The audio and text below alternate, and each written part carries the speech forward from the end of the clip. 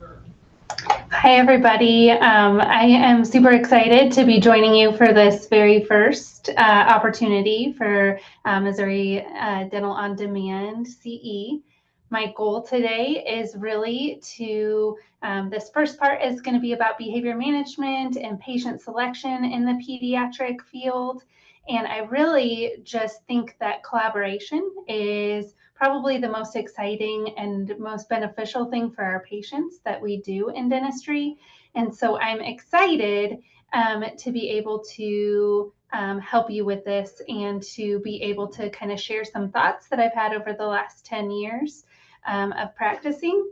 And also, this is supposed to be a conversation. So like Paul said, there's going to be a stopping point where we have questions and ask everything. If it doesn't have to do with what we talk about today, I can write it down and make sure that at our next conversation in February that we have the opportunity to talk about those things if I wasn't prepared for them today.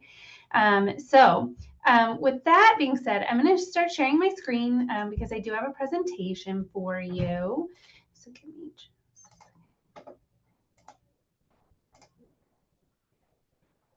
Okay. And so I figured that this kind of matched what we're all going through right now, this background. Hopefully next month I can give you a sunnier background for my PowerPoint. But all that to say, today we are going to be talking about a little bit about patient selection as well as behavior management and treatment planning. And of course, there's going to be plenty of time for questions as well. There is one video in here, and it is a video of a portion of a TED Talk, which I know everybody sees plenty of TED Talks out there, but this one is really, really good and really kind of goes into depth on some of the things that we should really be thinking of when we're treating pediatric patients and seeing them in our offices. It's just something that you wouldn't normally think of or that you may not have thought of in your patient intake appointment or in your new patient exam questionnaire. That I think will really give you a wealth of knowledge. And so I do encourage you to stick around for that video too. I did want to introduce myself. Like Paul said, my name is Ashley Popejoy. I graduated from the UMKC School of Dentistry in 2012, and I went to residency for pediatric dentistry at the University of Illinois in Chicago. I graduated in 2014, and I started working here at Jordan Valley Community Health Center as soon as I graduated. So I've been at this about 10 years, and I've been in public health the whole time. I did do some private practice work both before dental school and during residency when I was moonlighting. I'm from Branson, Missouri, but we currently live in Nixa with my 3 kids. I just wanted to show off my 3 kids. We've got a 13-year-old named Jack, a 10-year-old named Parker, and a 4-year-old named Ellie. And I do use some of these behavior management techniques on my own kids, so they work all over the place. Okay. Patient selection. We are going to talk a little bit about the role of the dentist and staff. I think that some of these things you probably already do, but there are some things that even I notice sometimes as I'm hiring new staff that I have to remember that they don't know when they very first start, and that maybe they're not thinking in a specific way, or they just aren't used to what might happen or what some of the warning signs that a patient or an appointment is about to go downhill is.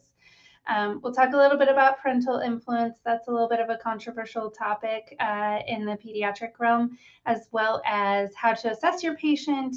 And then some AAPD specific things are what basic behavior management techniques you might use, as well as some advanced behavior management techniques you might use.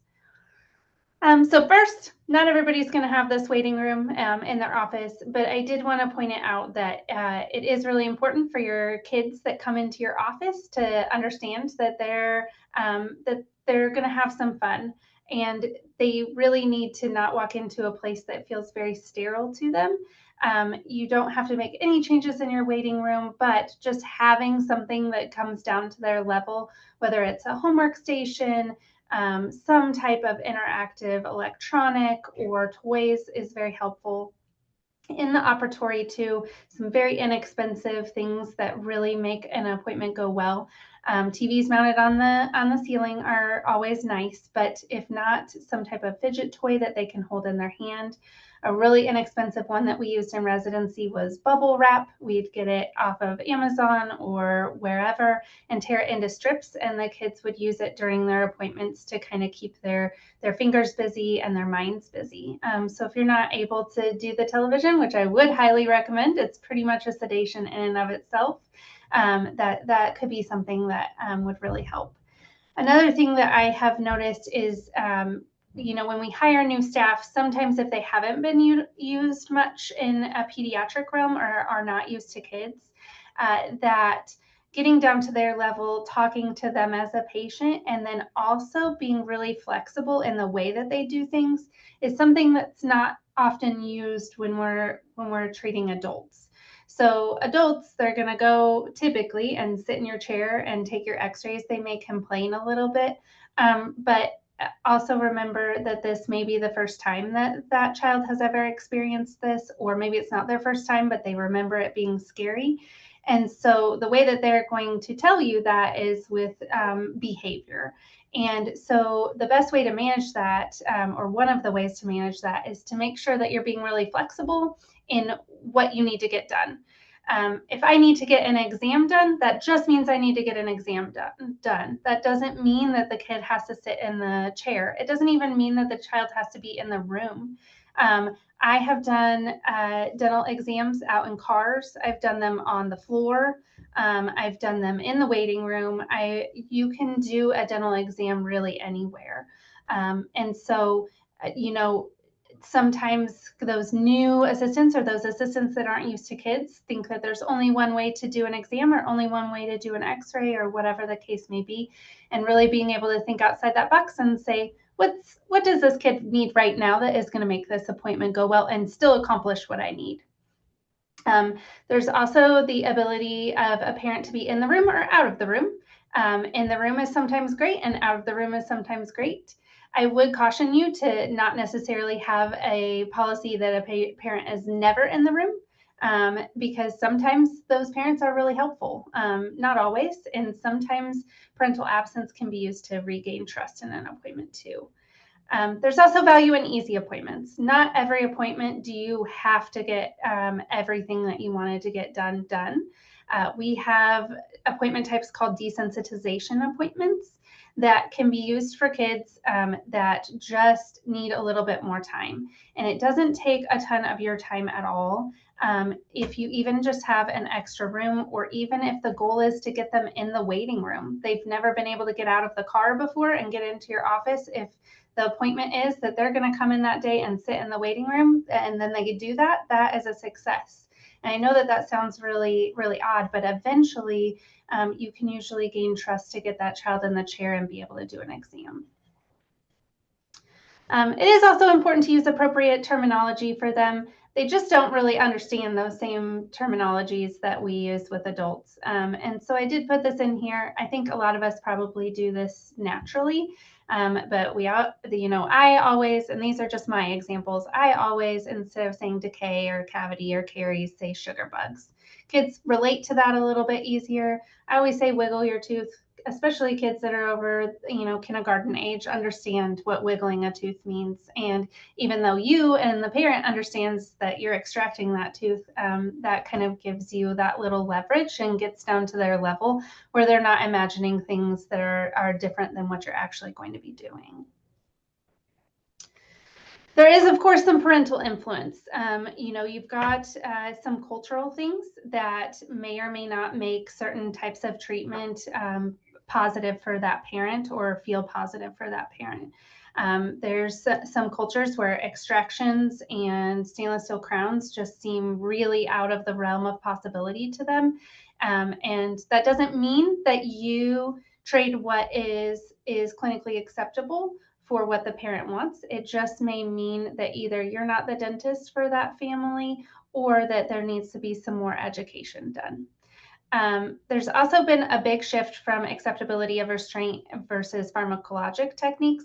I will say, even in the 10 years that I've been practicing, I've seen that shift. In my residency program, our availability of sedation was about a 9-month to 12-month waiting list. So only the kids that absolutely could not tolerate any treatment got a sedation, and a lot of kids ended up in restraint. And really that shift kind of occurred right around 10 years ago. The AAPD about 10 years ago put out a policy statement about when to use restraint or when to use the papoose. And in addition, kind of the parenting shift of the kind of acceptability of pharmacologic techniques did tend to go in that direction around that time as well. There's permissive parenting, and then there's also gentle parenting. Permissive parenting generally results in kids that don't have a lot of boundaries, but gentle parenting gets a bad rap, but it just means that those parents are very accepting of a child's feelings and allowing a child to kind of have bodily autonomy and things like that. That can really change the ability of you to be able to utilize certain behavior management techniques. We talked a little bit about parental absence and presence before. Like I said, it can be a tool. I personally generally have parents in the room. I like for them to see how the appointment goes. And then if I do need to talk about some more advanced behavior management techniques, they know why. And then there's, kids, especially young kids, have really big imaginations. And sometimes their perception is very different than an adult's perception. There's no mistaking what happened in the room when the parent is in the room. And then even non-invasive techniques may be unacceptable to parents. I've had parents, I put a picture of a knee lap exam in here. Hopefully you all did some knee lap exams in dental school or do them now. But I have had parents who knee lap exams are unacceptable to them because it's not what the child wants, and they only want to do it to do the exam if the child will get in the chair and allow it. And so that's a conversation that we have to have. It doesn't mean that I won't be their dentist, but we'll have to get to the point where they can sit in the chair before we're going to be able to move forward. I will say that patient assessment is a thing that I think that we don't go into depth enough for. And what it results in, I'm not a big fan of wasting time or of, taking a really long time to do things that shouldn't take a long time. I like efficiency, just like everybody else. But I will say over time that if you get really good at your patient assessment, hopefully you won't have those treatment failures where kids end up just completely losing it in an appointment. It'll still happen, but maybe not as frequently. And we all know that when that happens, our efficiency in our office goes down pretty significantly. That's an appointment time for a restorative or for whatever we were there for that didn't get accomplished, or that got accomplished but took too long, or whatever the case may be. And so I go very in depth with my patient assessment. I want to know if they have any sensory processing disorder, any signs of autism. That can be a tricky subject. The way that I generally approach it in the very young pediatric population is asking them if their child is meeting milestones. That can also open up a conversation. If the parent doesn't know, it may mean that they don't have a PCP. And I'm a really big fan of helping parents and families make sure that their entire healthcare home is taken care of and that they're finding those places. And so I have some really good relationships with pediatricians in the area and can get those kids in to establish care pretty quickly. And then I also make sure that I ask about past medical history, and I really look into that, because if they have a significant medical history that's required a lot of intervention, 9 times out of 10, those kids are terrified of me. And it does indicate to me that, yes, they've been used to doing all of these things, but maybe they're not going to love coming to anywhere where it feels medical to them. I also do check into social history. It's very surprising to me sometimes who brings kids to appointments. And sometimes that's just because mom and dad are at work, but sometimes it's not. Sometimes they're in the foster system. Sometimes they're being cared for at a home because mom and dad are in rehab. Sometimes it's grandparents.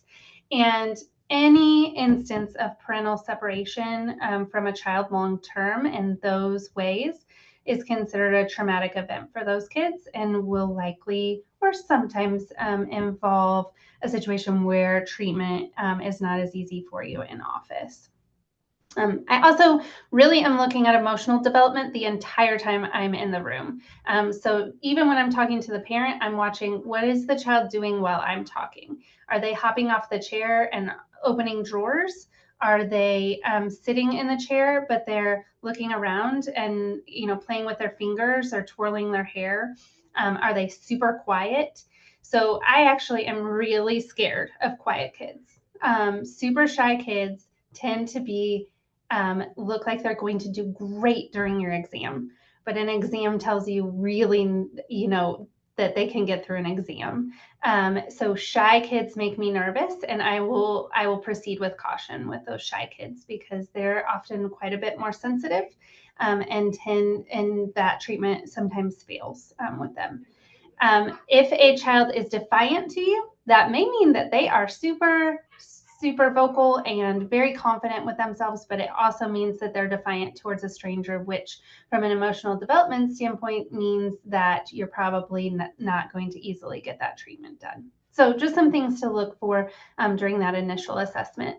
For autism spectrum disorder, I think everybody's seen a child with autism at some point. And if you've seen one child with autism, you've seen one child with autism. But there are some kind of tips and tricks. The papoose might be soothing to them. In addition, those lead shields, I don't know how many people are still using lead shields, but if you still have them in your office, they are a great kind of weighted blanket for those kids that really enjoy that stimulation. Some kids are really stimulated by sounds and noises and tastes and lights. So whatever you can do to keep those things at a minimum at times can be helpful. Making sure that you have dimmable lights or turning off the lights, being able to utilize the same staff at every appointment, utilizing desensitization appointments. Those all can be ideas to help get through those appointments.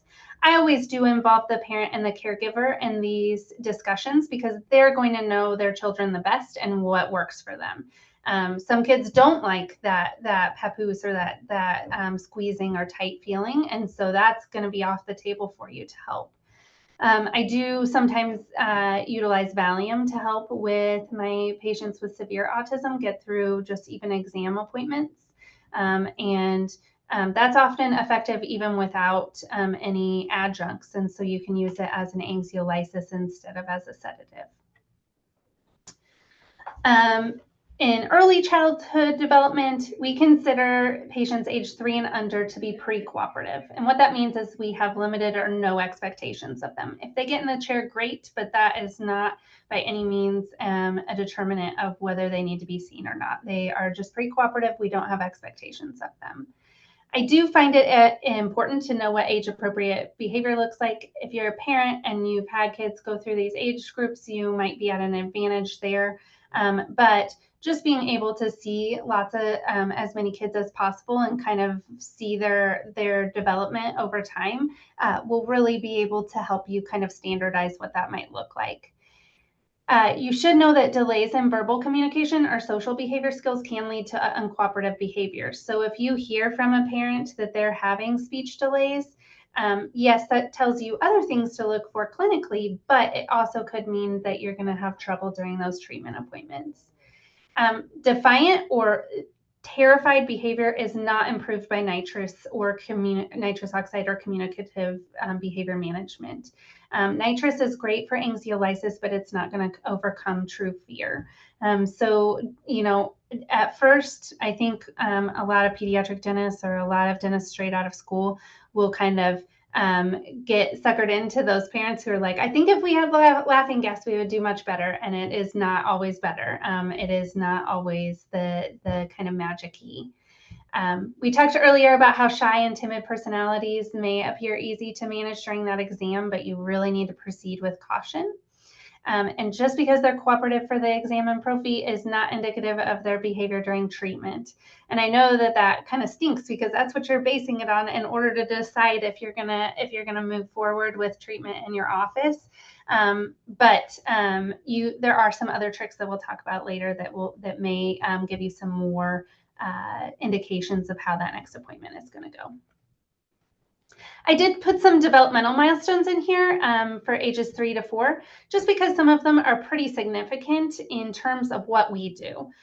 So at age 3 to 4, they start to be able to separate easily from their parents. Maybe they're going to daycare or preschool. And so that is a milestone that occurs between those ages. There still tends to be a little bit of separation anxiety that pops up in these age groups. So you might still see that a little bit. But they also may get upset with major changes in their routine. So I do make sure when I am deciding to treat a really young patient like this, I make sure to tell parents this is not a time to come after school and this is not a time to come during nap time. Early morning appointments when they're in their best mood possible is going to be where it's at. They can also follow instructions with 2 to 3 steps. That means, don't give them a long list of things to do. Don't say, sit up in my chair, put the sunglasses on, and open really big, because that's just too much information for them. Kind of break it down for them. They should be able to speak intelligibly with unfamiliar adults most of the time. And so if you can't understand a word that they're saying, that may tell you that there's some speech delays. And then again, that might be one of those things they can't communicate with you. And so that behavior may decline during treatment. I put in here that they also like to play make-believe, which sounds really delightful. But what it also means is that they have big imaginations, which means that what you are about to do may seem really fun to them, or it may seem super scary. And so you won't be able to kind of sit in their mind. And I find as I'm aging that my imagination has gone a little bit of poof. And so I'm not sure what they're thinking. So I'm asking them lots of questions while I'm working, but I'm also telling them exactly what I'm doing in the most age appropriate way possible, so that there's constant talking during it and I can kind of assess how they're doing based on that. I can turn door handles in here because I don't know if you all have ever had a child escape from a room, but I have, even with the door closed. So this is the age when you've got to watch for that for sure.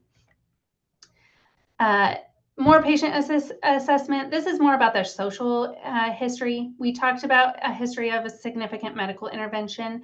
I even had a 13-year-old the other day that I did have to sedate, not because he had had significant medical intervention, but because his brother had a history of cancer and he saw his brother go through very significant interventions, and everything that we were doing was just completely terrifying to him. So it may not just be their interactions with medical professionals. History of adoption and foster care, automatically a traumatic event because there's parental separation, so something to know about for sure. Any traumatic incidents, including domestic violence, history of restraint in the home, or because of other traumatic incidents, severe motor vehicle accidents, they may still be very scared from that. Witness to a death or divorce or parental separation, and parental incarceration. And a lot of this ties into the video we're going to watch on adverse childhood experiences and what that can mean for kids growing up, and what it will mean for them as an adult. And again, it's really important to kind of establish who's bringing the child to the appointments. If it's grandma, you might just want to find out why. It may, like I said, it may be that mom and dad are at work, but it may be something else completely. So this is that TED Talk I was talking about. It's a little long, like I said, but it's going to be really important. And we'll talk about how you can assess patients based on this, and what your role can be in really kind of changing a child's life based on this.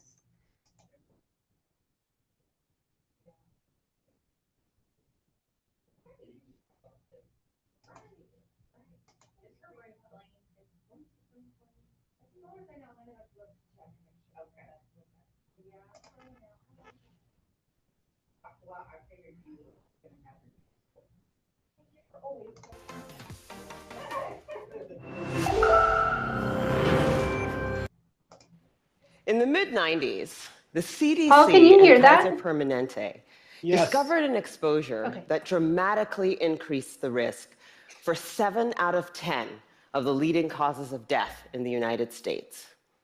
In high doses, it affects brain development, the immune system, hormonal systems, and even the way our DNA is read and transcribed. Folks who are exposed in very high doses have triple the lifetime risk of heart disease and lung cancer, and a 20-year difference in life expectancy. And yet doctors today are not trained in routine screening or treatment.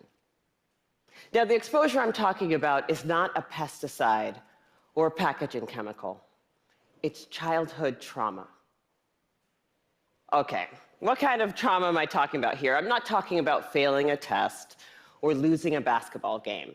I am talking about threats that are so severe or pervasive that they literally get under our skin and change our physiology. Things like abuse or neglect, or growing up with a parent who struggles with mental illness or substance dependence.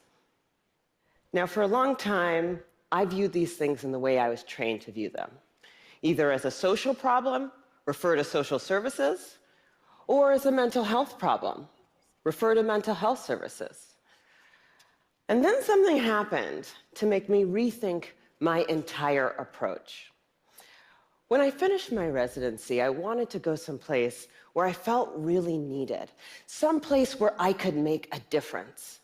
So I came to work for California Pacific Medical Center, one of the best private hospitals in Northern California, and together, we opened a clinic in Bayview, Hunters Point, one of the poorest, most underserved neighborhoods in San Francisco. Now, prior to that point, there had been only one pediatrician in all of Bayview to serve more than 10,000 children. So we hung a shingle, and we were able to provide top quality care regardless of ability to pay. It was so cool. We targeted the typical health disparities: access to care, immunization rates, asthma hospitalization rates, and we hit all of our numbers. We felt very proud of ourselves. But then I started noticing a disturbing trend. A lot of kids were being referred to me for ADHD, or attention deficit hyperactivity disorder. But when I actually did a thorough history and physical, what I found was that for most of my patients, I couldn't make a diagnosis of ADHD. Most of the kids I was seeing had experienced such severe trauma that it felt like something else was going on. Somehow, I was missing something important. Now, before I did my residency, I did a master's degree in public health. And one of the things that they teach you in public health school is that if you're a doctor and you see 100 kids that all drink from the same well, and 98 of them develop diarrhea, you can go ahead and write that prescription for dose after dose after dose of antibiotics, or you can walk over and say, what the hell is in this well? So I began reading everything that I could get my hands on about how exposure to adversity affects the developing brains and bodies of children. And then one day, my colleague walked into my office and he said, Dr. Burke, have you seen this? In his hand was a copy of a research study called the Adverse Childhood Experiences Study. That day changed my clinical practice and ultimately my career. The Adverse Childhood Experiences Study is something that everybody needs to know about. It was done by Dr. Vince Felitti at Kaiser and Dr. Bob Onda at the CDC, and together they asked 17,500 adults about their history of exposure to what they called adverse childhood experiences, or ACEs. Those include physical, emotional, or sexual abuse, physical or emotional neglect, parental mental illness, substance dependence, incarceration, parental separation or divorce, or domestic violence. For every yes, you would get a point on your ACE score. And then what they did was they correlated these ACE scores against health outcomes. what they found was striking. Two things. Number one, ACEs are incredibly common. 67% of the population had at least one ACE, and 12.6%, 1 in 8, had 4 or more ACEs. The second thing that they found was that there was a dose-response relationship between ACEs and health outcomes. The higher your ACE score, the worse your health outcomes. For a person with an ACE score of 4 or more, their relative risk of chronic obstructive pulmonary disease was 2.5 times that of someone with an ACE score of 0. For hepatitis, it was also 2.5 times. For depression, it was 4.5 times. For suicidality, it was 12 times. A person with an ACE score of 7 or more had triple the lifetime risk of lung cancer and 3.5 times the risk of ischemic heart disease, the #1 killer in the United States of America. Well, of course, this makes sense. You know, some people looked at this data and they said, come on, you have a rough childhood, you're more likely to drink and smoke and do all these things that are going to ruin your health. This isn't science. This is just bad behavior. It turns out this is exactly where the science comes in. We now understand, better than we ever have before, how exposure to early adversity affects the developing brains and bodies of children. It affects areas like the nucleus accumbens, the pleasure and reward center of the brain that is implicated in substance dependence. It inhibits the prefrontal cortex, which is necessary for impulse control and executive function, a critical area for learning. And on MRI scans, we see measurable differences in the amygdala, the brain's fear response center. So there are real neurologic reasons why folks exposed to high doses of adversity are more likely to engage in high-risk behavior. And that's important to know. But it turns out that even if you don't engage in any high-risk behavior, you're still more likely to develop heart disease or cancer. The reason for this has to do with the hypothalamic pituitary adrenal axis, the brain's and body's stress response system that governs our fight or flight response. How does it work? Well, imagine you're walking in the forest and you see a bear. Immediately, your hypothalamus sends a signal to your pituitary, which sends a signal to your adrenal gland that says, release stress hormones, adrenaline, cortisol. And so your heart starts to pound, your pupils dilate, your airways open up, and you are ready to either fight that bear or run from the bear. And that is wonderful if you're in a forest and there's a bear. But the problem is what happens when the bear comes home every night. And this system is activated over and over and over again. And it goes from being adaptive or life-saving to maladaptive or health-damaging. Children are especially sensitive to this repeated stress activation because their brains and bodies are just developing. High doses of adversity not only affect brain structure and function, they affect the developing immune system, developing hormonal systems, and even the way our DNA is read and transcribed.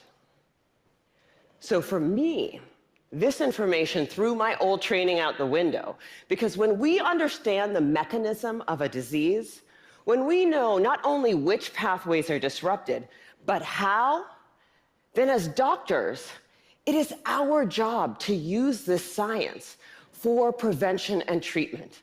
That's what we do. So in San Francisco, we created the Center for Youth Wellness to prevent, screen, and heal the impacts of ACEs and toxic stress.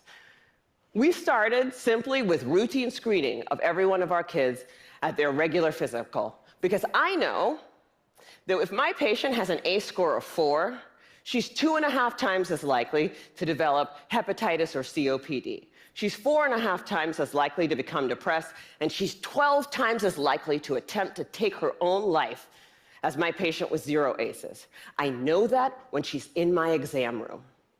For our patients who do screen positive, we have a multidisciplinary treatment team that works to reduce the dose of adversity and treat symptoms using best practices, including home visits, care coordination, mental health care, nutrition, holistic interventions, and yes, medication when necessary.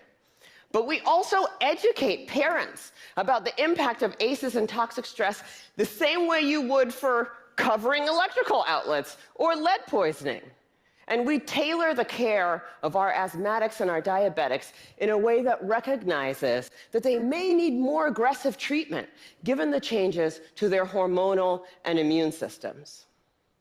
So the other thing that happens when you understand this science is that you'll want to shout it from the rooftops, because this isn't just an issue for kids in Bayview. I figured the minute that everybody else heard about this, it would be routine screening, multidisciplinary treatment teams, and it would be a race to the most effective clinical treatment protocols. Yeah, that did not happen. And that was a huge learning for me. What I had thought of as simply best clinical practice, I now understand to be a movement. In the words of Dr. Robert Block, the former president of the American Academy of Pediatrics, adverse childhood experiences are the single greatest unaddressed public health threat facing our nation today. And for a lot of people, that's a terrifying prospect. The scope and scale of the problem seems so large that it feels overwhelming to think about how we might approach it. But for me, that's actually where the hope lies. Because when we have the right framework, when we recognize this to be a public health crisis, then we can begin to use the right toolkit to come up with solutions. From tobacco to lead poisoning to HIV/AIDS, the United States actually has quite a strong track record with addressing public health problems. But replicating those successes with ACEs and toxic stress is going to take determination and commitment. And when I look at what our nation's response has been so far, I wonder, why haven't we taken this more seriously? You know, at first, I thought that we marginalized the issue because it doesn't apply to us, right? That's an issue for those kids in those neighborhoods, which is weird because the data doesn't bear that out. The original ACEs study was done in a population that was 70% Caucasian, 70% college educated. But then, the more I talk to folks, I'm beginning to think that maybe I had it completely backwards. If I were to ask how many people in this room grew up with a family member who suffered from mental illness, I bet a few hands would go up. And then if I were to ask how many folks had a parent who maybe drank too much, or who really believed that if you spare the rod, you spoil the child, I bet a few more hands would go up. Even in this room, this is an issue that touches many of us. And I'm beginning to believe that we marginalize the issue because it does apply to us. Maybe it's easier to see in other zip codes because we don't want to look at it. We'd rather be sick. Fortunately, scientific advances and, frankly, economic realities make that option less viable every day. The science is clear.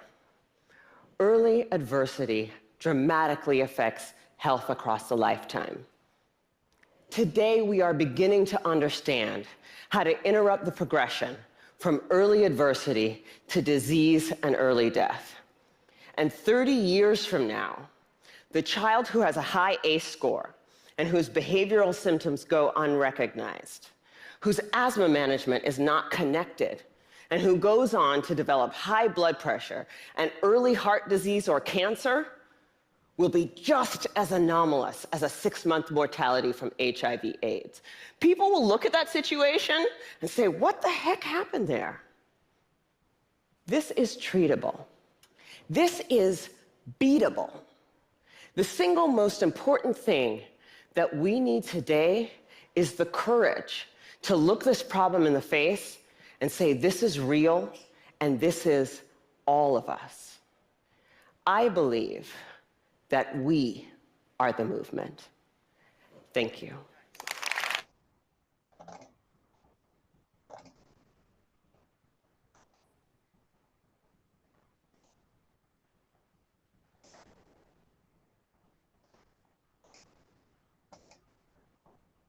Okay. So that is Nadine Burke-Harris. She is a, well, she was the Surgeon General for the state of California. She's a big advocate on childhood adversity and health outcomes. So one of the links that Paula is going to send you tomorrow is to that Vince Felitti study that she talks about. It is a really landmark study, and I really think is kind of the future on where we're going to go for prevention and really kind of honing in on what people's risk factors are. We actually started utilizing ACEs in our clinic for every new patient and then on regular intervals. And that really gives us a ton of information and really helps us get those patients to resources when they need it. I wanted to move on to some behavior management techniques. So basic behavior management, this comes straight from the AAPD guideline book. There'll be some links on this as well so that you can get some more examples of what each of these might be. But kind of the bread and butter that we use as pediatric dentists is communicative guidance. A lot of what we'll use is tell, show, do. Of course, it's the cornerstone. And so, you know, tell, show, do doesn't mean that you're showing the child the syringe. But it does mean, for example, when I'm giving an injection, that I'll say, I'm going to give you some sleepy juice by your tooth, and it is going to make your lip feel like it has a marshmallow in it. And when I put it in, I'm going to take your cheek and I'm going to wiggle it like this, and I will actually wiggle their cheek for them just so that they kind of know. And I'll describe the feeling to them. So it doesn't have to be that you're showing them every single instrument or every single kind of intricate detail of what you're doing, but just kind of giving them an idea of what's next. Another thing that I find is that kids find the flowable and the etch syringes to be kind of scary too. They think it's an actual syringe for injecting. And so talking about what it is before you pull it up to where they can see it is helpful. I also do pre-visit imagery with my really young kids. So I have kind of a list of books and a list of videos that I know are really good, you know, like Daniel Tiger, Bluey type things for those really younger kids. I do love modeling. I'll have an older sibling or the least scared of the siblings go first, and we'll talk about what the younger kids or the more scared kids are going to do next. We use a lot of distraction. That's where that TV really comes in handy. We also, voice control is kind of falling out of favor. That being said, the way that I was taught to do voice control is not the way I do it in practice. Voice control, I think a lot of people automatically think of it as kind of that more stern, kind of deeper and louder type of voice. I actually will use voice control by getting in the child's ear and whispering, because if they, as long as they're semi-cooperative and just are kind of making some noise, they kind of want to hear what you're saying. And they can't say that when they're making, or they can't hear you when they're making a lot of noise. So they'll stop for a moment if they're that type of child. You can also use positive reinforcement and descriptive praise, but remember that you have to be specific. Just telling a kid that they're doing a good job doesn't really tell them a lot, especially when they're really young. They may think, great job for wearing my Paw Patrol shoes today, is what they think that you're saying, when you're really saying, great job for getting in the chair the first time I asked you, or great job for opening when you were asked, that kind of thing, opening your mouth when you were asked. Memory restructuring, I don't use this one a lot, but it is listed in the AAPD guidelines about kind of taking a negative past experience and finding the positives in it and really honing in on those positives so that that memory can become more of a positive one. And then we've talked about parental presence and absence previously. Advanced behavior management, of course, includes protective stabilization or the papoose restraint. I told you that back in about 2014, 2013, the AAPD came out with some new guidelines on when protective stabilization is indicated and contraindicated. Really, the indications come down to them needing treatment then. If diagnosis is urgent, they need limited treatment and can't cooperate, they need emergent treatment. Or if kids were previously cooperative when you started the treatment and you need to be able to temporize or finish the treatment. You can also use it for a sedated patient or a patient with special healthcare needs. But it is not indicated in kids who need non-emergent treatment in multiple quadrants, or who have a history of physical or psychological trauma, or if they can't be safely immobilized because of other medical conditions. And of course, if they're cooperative. So examples of indications include they have significant decay, which will progress without intervention, but you can limit that amount of treatment to something that can be completed in a single short appointment, or if they've just experienced trauma, which requires diagnosis for their safety. Emergent treatment could be abscess teeth, which can be removed in one session, or trauma, which requires immediate treatment. So for medical history, when I'm deciding if someone is applicable for the papoose or restraint, some of the things I'm considering is if they have a medical history of Down syndrome. I just want to get confirmation that they have cervical spine stability. We usually ask for a cervical spine series from the radiologist. And that's just because some patients with Down syndrome will have cervical spine instability, which can cause paralysis if their head is hyperextended too much, and that can happen sometimes in the papoose. If a kiddo has osteogenesis imperfecta or a history of dentinogenesis imperfecta and hasn't had a genetics consult, I'll usually want them to go see genetics first. Hemophilia, hemophiliacs will tend to get joint bleeds and major swelling in their joints, and the papoose will kind of add to that. And so I do avoid it in those patients. Or in patients with severe uncontrolled asthma, that pressure on kind of their respiratory system can cause an unfortunate incident. So don't use it in those cases. I also don't use it in history of abuse or traumatic restraints, which is one of the reasons we use that ACE study in our practice. And I don't use it for full mouth rehabilitation. Obviously typically can't do that in one single short visit, and that's where the indication lies. I did just put this slide in here so you could see the difference between moderate sedation and general anesthesia. I do both in my practice. Generally, moderate sedation is great for the older, anxious children who are not super afraid, who may have one or more quadrants of restorative needs with a pretty mild medical history or non-contributory medical history. General anesthesia is generally for those younger, defiant, uncooperative, or pre-cooperative kids with multiple quadrants of complex treatment needs. Both of them are going to require some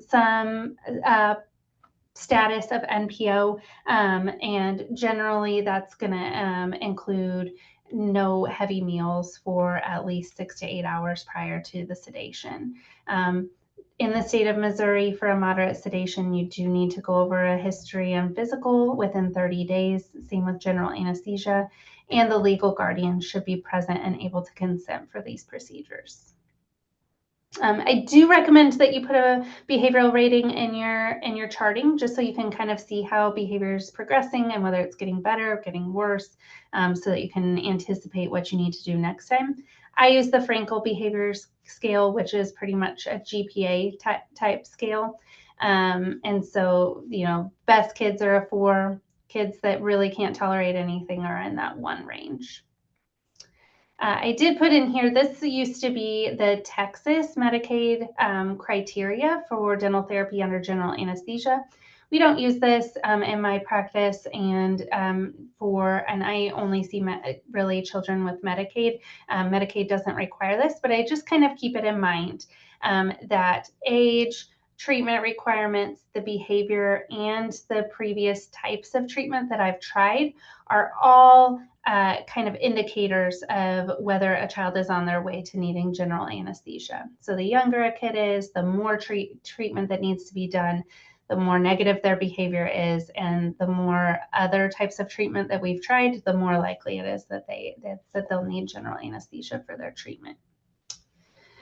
So that is kind of the basics of behavior management. I did want to stop here and see, Paul, if there's any questions in the chat, or if any of you want to put some questions in the chat before I move forward with treatment planning.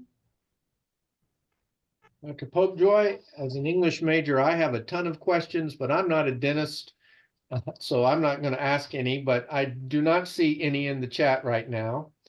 Okay. So I would just keep on going and we'll see what happens at the end. All right, sounds great.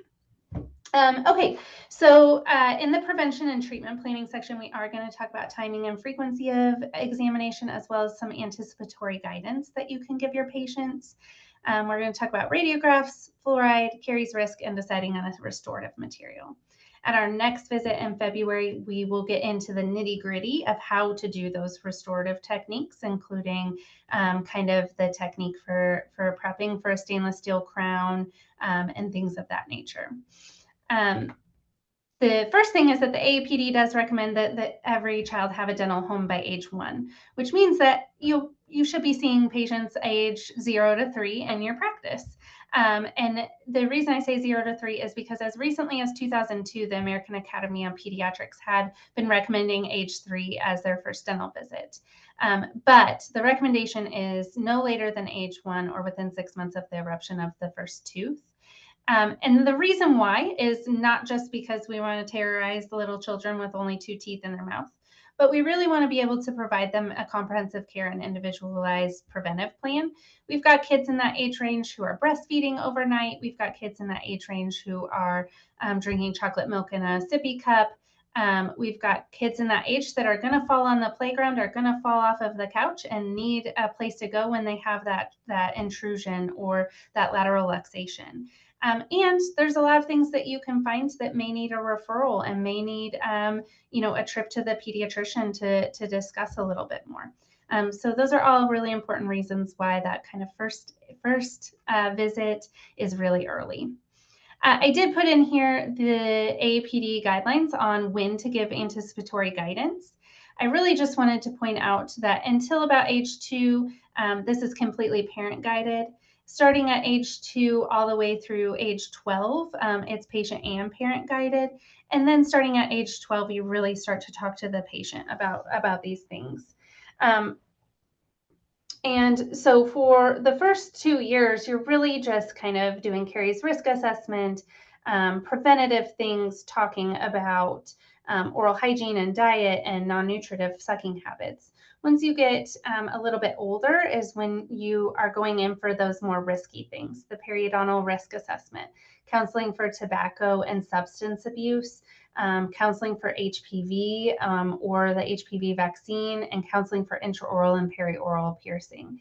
And so that can sometimes get a little tricky, and we're going to talk about some of those kind of trickier topics here in just a second as well. For the anticipatory guidance topics for age 0 to 2 include dental and oral development, including teething, non-nutritive sucking habits, so it could be thumb or finger sucking or pacifier use. I'm also seeing a pretty big increase in kids sucking on like the ends of pins, their sweatshirt sleeves, things like that, that actually is severe enough to cause dental development issues. Also, dietary counseling, oral hygiene instruction, trauma prevention, fluoride exposure, and assessing speech and language development, which is a lot to do in that kind of really quick appointment, but you can get a lot of information just kind of observing while you're talking to the parent. I did put in this kind of easy dental chart of teething times, but I really just put it in here because parents will ask about this all the time. And really any type of teething that you've seen or any type of order in which teeth come in for primary teeth that you've seen is not outside of the realm of possibility. I've seen kids get canines first before they ever get centrals. I've seen kids get their first molars before they ever get centrals.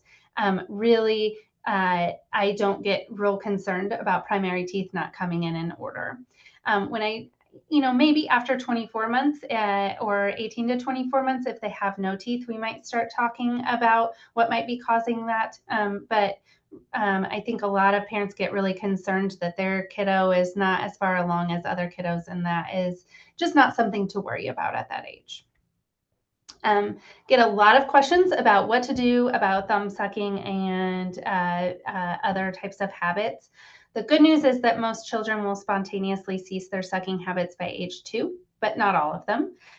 There isn't any definitive evidence that orthodontic type of pacifiers prevent oral development issues.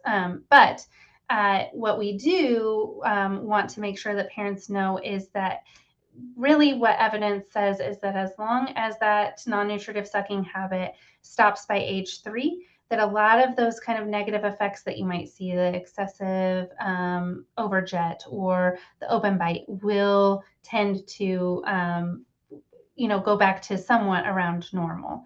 I do recommend using positive reinforcement first around age 3, a sticker chart, rewards, and then you can go to the negative reinforcements in the preschool years like Mabala Stop. There's T-guards, which go over the hand and are held on by like those bracelets that you use at the carnival. There's nippets, which help prevent the elbow from getting to an angle that the hand can go into the mouth. So all options.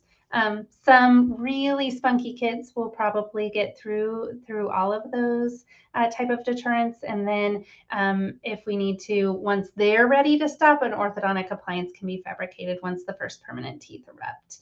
And so for those really stubborn kids, they are not going to stop sucking their fingers just because you put an orthodontic appliance in. They really need to be on board with they want to stop. And usually that does happen around those school age years because they've got a little bit of peer pressure coming in, that they don't want to be the ones sucking their fingers at their overnight sleepovers or at camp over the summer and things like that. For dietary recommendations, the WHO and the CDC both recommend breastfeeding end when mutually acceptable by both the parent and the child. Really, you have probably seen, I have seen, where kids are breastfeeding all night long and they've got tons of cavities. From an evidence-based perspective, breast milk is not cariogenic by itself, but it does become a vehicle once carbohydrates are introduced into the diet. And we know that gets more and more as the child gets beyond age 1. So the recommendation is that on-demand nighttime nursing should end around age 1. Most kids are able to sleep through the night by then. Their nutritional requirements don't require that they're breastfeeding all the way through the night. And so if they are, co-sleeping and breastfeeding, I have found that kind of lecturing is not going to be the thing that really gets through. Really kind of reinforcing those good habits of lots of water in between meals, wiping down or brushing teeth after every breast milk exposure. Emphasizing that no more than 4 to 6 ounces of juice or other sweetened beverage should be consumed per day and at a mealtime, not in a sippy cup, will help somewhat too. And I also make sure to put a good emphasis on frequency versus amount of sugar.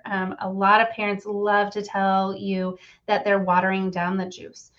But it doesn't matter if they're sitting with a sippy cup in their hand all day long with the watered down juice in it. They're getting that frequency of sweetened beverage exposure all day long, and they're going to end up with caries at some point. For oral hygiene instructions, brushing should begin no later than the eruption of the first tooth. Brushing and flossing should be performed by a caregiver. I usually say until around age 8.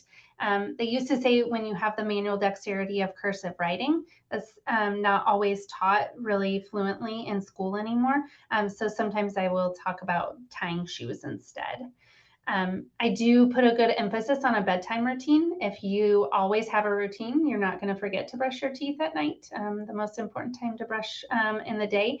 And so if that parent has a bedtime routine already, hopefully they're getting into pajamas, maybe reading a story, then that brushing can be incorporated too. Fluoridated toothpaste can be used immediately. We just recommend under age 3 use a smear, and I've put kind of a depiction of that on the right there. Age 3 to 6, once they're able to spit, they can use a pea-sized amount. And I recommend that when you're teaching spitting, usually most kids around age 3 can get it, but we start by using Dixie cups of water, and I'll even do that in the clinic at the sink so that we can get that appropriate amount of fluoridated toothpaste in there. We do talk about trauma prevention. I give parents some information if they're sucking on pacifiers. I make sure that they know about appropriate size pacifiers. Too small of pacifiers can become an aspiration risk. Also play objects. I've also had to really go into the possibilities of asphyxiation risk with those amber teething necklaces. There are a few case studies out there of those necklaces causing death from asphyxiation. And so I know it tends to be really popular in certain circles, but I do kind of give that recommendation. We also talk about car seat use at this time, rear facing until at least age 2, which is recommended by the AAP. Now I think the recommendation is more until they outgrow the rear-facing limits of their car seats. And you can find really extended rear-facing car seats up to 100 pounds, I believe, with some of these car seats. So there are some really good car seats out there that last a really long time. We also caution with the access to electrical cords. I put an electrocution injury down here, really hard to treat. It's going to be multidisciplinary if one of those comes into your office. Really what you're trying to prevent is the constriction of that commissure so that the patient can still get good opening later on and a good aesthetic result after plastics. We also talk about not replanting primary teeth if they're avulsed. It's an infection risk, and we do not replant primary teeth if they become avulsed. Only permanent teeth as soon as possible. For fluoride exposure, we do base this on an individual caries risk assessment. So we're wanting to do this for our moderate and high risk children. Fluoride varnish tends to be the best in young children. Fluoride supplements, we're kind of getting away from the fluoride supplementation track as we're finding more and more that topical fluoride is where the major benefits lie and not systemic. But it can be prescribed for children who are at high risk of cavities and who do not have access to their fluoridated drinking water. Make sure that you're asking about school too or daycare, because if that's where they are all day, even though they live in an unfluoridated community, then they're already getting that water. Obviously, fluorosis can occur if a patient gets too much fluoride, so we're always recommending that smear level of toothpaste under age 3 and a pea-sized amount for ages 3 to 6. For teething, usually we recommend cold teething aids like frozen teethers or just ones in the refrigerator, or over-the-counter pain medications like ibuprofen and Tylenol. I don't recommend any teething gels. The really effective ones typically will have benzocaine in them, which can cause an issue called methemoglobinemia, where the child's blood cannot appropriately carry oxygen and it becomes a medical emergency. In addition, those teething tablets, a lot of them are considered homeopathic, are not controlled by the FDA, and they can have a lot of belladonna in them, which can induce seizures. I also kind of go through, teething can begin as early as 4 months and go through 36 months. So they've got a long time that they're going to be teething. So they need to really come up with a pain control plan that works for them and that isn't dangerous. For ages 2 to 6, we're talking about all of those same things, which is nice because it means that every time you're talking about kind of the same things. But we're also going to start looking at developing malocclusion and what we might be able to do to guide patients into the appropriate occlusion. We'll also start assessing for pit and fissure sealants as those permanent first molars come in. And we're still assessing speech and language development. So milestones include that at age 2, the child should be able to speak 2 to 4 word sentences. At age 3, typically they should be able to speak clearly enough for strangers to understand. And at age 4, they should be able to say their name and address and tell a story. And so those are kind of where you might see your patients as they get to those ages. And then that can also help you understand if maybe they're not meeting their milestones, they need to be referred for speech therapy. Maybe they have a tongue tie that we're going to need to address, that kind of thing. I also talk about trauma prevention for athletic activities and find out what kind of sports they're kind of getting into and where we might have to talk about that as they get older and more competitive. And the new periodontal risk assessment guideline is for perio probing after the eruption of the sixes. It used to not be that early, but one of the more recent AAPD guideline updates has that starting directly after the eruption of the first molars. For ages 6 to 12, it still includes all of the previous topics, but now we're going to start providing substance abuse counseling. What's interesting is that 1/3 of children will begin drinking alcohol by the end of 8th grade from an evidence-based perspective. And so, 8th grade is age 13. And so talking with the parent and patient about what risk factors they might have is important. You also should be providing counseling on intraoral and perioral piercing. That seems really young, but kids in that junior high age are starting to kind of get those types of piercings. There is a significant correlation of future substance abuse with these young kids who have friends who use themselves. So getting that information from the parents about who their friends are, any troubles in school are important. And then for intraoral and perioral piercings, about 1/4 to half of patients with piercings have significant gingival recession. So we're looking for that. But they can also be life-threatening. So they can have edema, endocarditis, and airway obstruction from some of these piercings. So some things to talk about during those age groups. I did put in here the AAP and NIH alcohol screening and brief intervention, just kind of guideline, just so you know what pediatricians are talking about when they are asking or screening for potential alcohol use in very young children. I'm not saying that every dentist needs to do this, but risky behaviors in one part of their life may mean risky behaviors in others, which means that you may need to do your oral cancer screenings earlier. You may need to talk about the HPV vaccine if they may need it earlier than you think. Radiographic evaluation, one of the links that Paul will be giving you is the AAPD guideline on radiographic evaluation.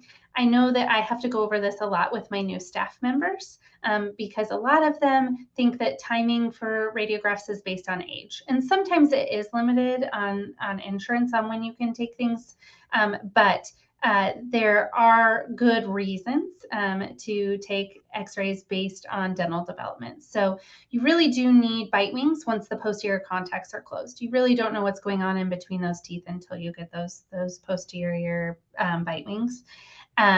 And so usually if I can't get bite wings, then I will tell the parents, it doesn't look like we have any major problems that I can see right now. We can't see between the teeth. We'll continue trying to get their cooperation for the future. If you have a patient with all posterior SSCs, you don't really need a bite wing unless they've got their permanent first in, but it is a good idea to take PAs just to make sure you don't have any furcation radiolucency or anything going on with those teeth that might indicate that it needs an extraction. And Pano should be taken in the early mixed dentition. I have some problems I've got some kids who are definitely in mixed dentition already at age 5, but a lot of the insurances I deal with don't allow for panoramic x-rays until age 6. And so that's just a conversation that we need to have. In this image, there is a supernumerary. That's one of the things we're looking for. Of course, we're also looking for congenitally missing teeth, any pathology, things of that nature. Of course, we're only taking radiographs when there's an expectation that the diagnostic yield will affect patient care. And there are situations where a radiograph is indicated, but we can't get it because of behavior. Especially given, that a lot of people are moving to digital radiography, if not everyone. We're moving away from lead shielding in most clinical circumstances. We still need to be really careful about considering minimizing radiation exposure. I did put in the table that the AAPD recommends for when to take dental radiographs, and it's based on risk and it's based on how often you've seen that child. Adolescent with permanent dentition who's at no risk of caries, those posterior bite wings, they recommend every 18 to 36 months. That's a big time range in comparison to our recall patient with a high risk for caries, which the posterior bite wings are to be taken every 6 months. So clinical judgment there and based on the past history. I put some radiographs in here just to kind of show what can happen when we don't get radiographs.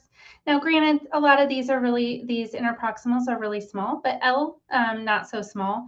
And this kiddo had been coming to the dentist every 6 months since they were turned a year old, had never been told that they had high risk of cavities, and this was our first radiographic exam. And so it was a big surprise to the parents. So I do recommend those x-rays kind of when those first contacts get closed so that you can really have that discussion, even if you're not going to treat necessarily right away. If you're going to improve home care at home first and really, or maybe you're going to do silver-diamine fluoride, or maybe you're going to do Hall crowns on the bigger ones, you can at least have that conversation and the parents aren't surprised later. I also recommend, you really do need to establish how long it's going to be until exfoliation of a primary tooth before you treat. So this was a bite wing that was taken and treatment was planned for the extraction of B, a pulpotomy and crown of A, and a band and loop space maintainer for B by another dentist. And about a week later, they came in and had their treatment completed. Well, the next x-ray that we took showed, and that was just a couple of weeks later, that we really didn't need to do that pulp and crown. We were about to have number A exfoliated. We didn't need a space maintainer there. Our 6s were in occlusion, and so we really didn't need that space maintainer at all. And number C, because of ectopic eruption, was about to exfoliate. So establishing that time to exfoliation is really important and can save you a lot of grief in the long run. I did put the fluoride supplementation recommendations in here. These are still the recommendations. They've been the recommendations forever for kids who are getting under 0.7 parts per million fluoride in their diet or in their community. But all of these decisions need to be made on an individual basis based on whether the child is high risk and whether they have access to fluoridated drinking water somewhere else besides their home. Kind of as a final topic, I wanted to talk a little bit about silver-diamine fluoride. If you haven't already started using silver-diamine fluoride, it's a really great tool. It isn't the be-all, end-all. It's not going to make it so that we never have to do treatment on children again, but it does buy us some time sometimes. And so it does inhibit the proteins that break down the dentin matrix. It has silver in it, which is the antimicrobial, fluoride, which will promote remineralization, and ammonia, which stabilizes the product. It's really only approved as a desensitizer in the United States, so you can use it on your patients that are having sensitivity, but we really use it off-label for caries arrest. There are several codes that we can use. I put age 1 to 5 in Missouri only. That's for Medicaid patients for that D1354. But if you're seeing patients, obviously, with private insurance, that may be different depending on their plan.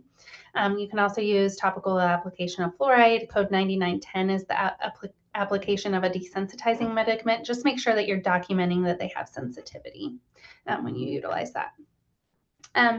This is a kiddo that ended up with SDF. I would recommend that you get radiographs because even though SDF is not known to cause a major inflammation of the pulp, if it's applied directly to the pulp, it will at times cause the tooth to become necrotic. And so you want to make sure that you are not already pulpal in your caries before you apply. And so this is what it looks like afterwards. Nice arrested dentin. It buys us some time until we need to do treatment, or at least buys us some time. If that kid's going to get sedation, then we've got a little bit of time and maybe some desensitization.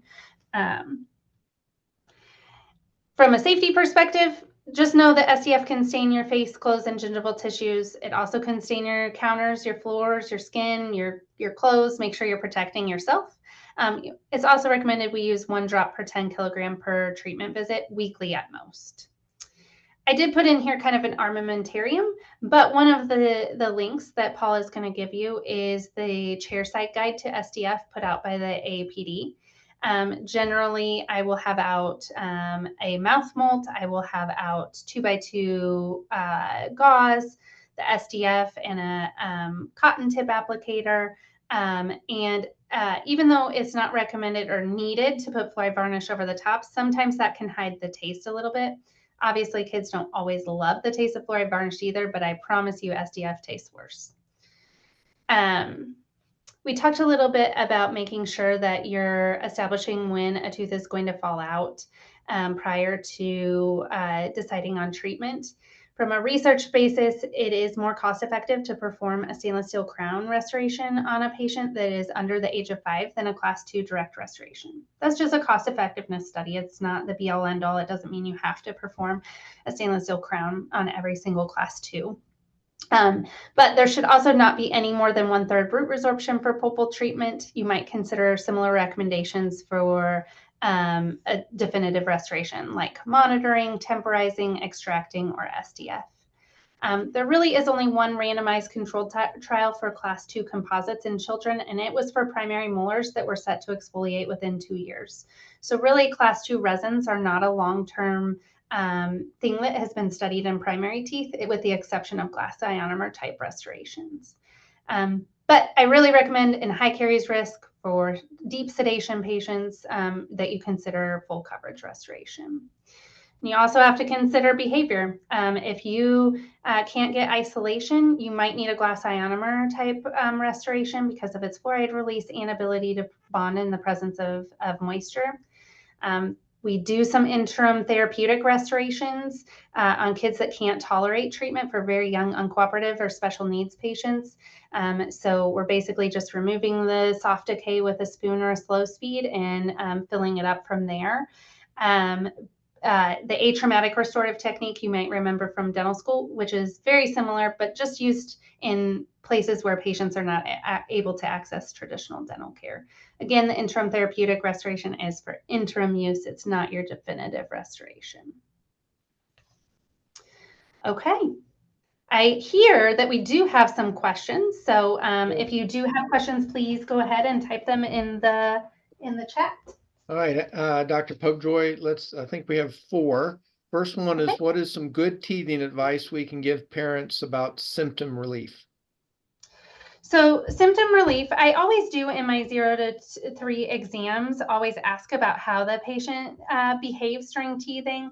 If they're super fussy, I like to tell them cold teethers and not frozen teethers, because frozen teethers can sometimes actually hurt. It'll kind of burn that gingiva, but if they place like a washcloth in the refrigerator for them to, or a teether in the refrigerator for them to gnaw on, that is helpful. And then alternating Tylenol and ibuprofen is really the best or most evidence-based teething relief. Okay. How do we know what size pacifier a kid needs? So it's based on age, and so the packaging will say an age on it, and it's usually an age range. I think usually it's like a 0 to 3 month, 3 to 6 month, 6 to 12 month, and 12 month up. And so that's just based on the average size of the child, and make sure that it's not so small that it becomes an aspiration risk. Okay. What would we expect to see on an X-ray to determine that treatment would not be indicated and that we should just wait for exfoliation? So I think we talked a little bit about if for a tooth that needs pulpal treatment, so like a pulpotomy or a pulpectomy, we need less than 1/3 of the root to be resorbed by the developing or erupting permanent tooth. But in addition, and I can add this to my my talk for next time, there are some kind of measurement tools that can kind of give you an average of how long it's going to be until that tooth exfoliates based on the amount of bone that is overlying the cusp of that erupting permanent tooth. And so we can talk a little bit about that next time, and I can show you examples. Okay. And then finally, what is your preferred sealant material? So glass ionomer type sealants are, from an evidence-based perspective, probably the most effective. They are fluoride releasing. They are able to tolerate moisture in kids. And so that even allows you to do your sealant a little bit earlier. And so, an Equia type sealant is great. The resin-based ones are also evidence-based, though. So if that's what you have in your practice, that's absolutely fine. But that's what I tend to use, are more those glass ionomer type sealants. But my patient practice and demographic is going to be very different than yours. My patients that come to me are generally referred to me, so I don't get a ton of really well-behaved children in my practice.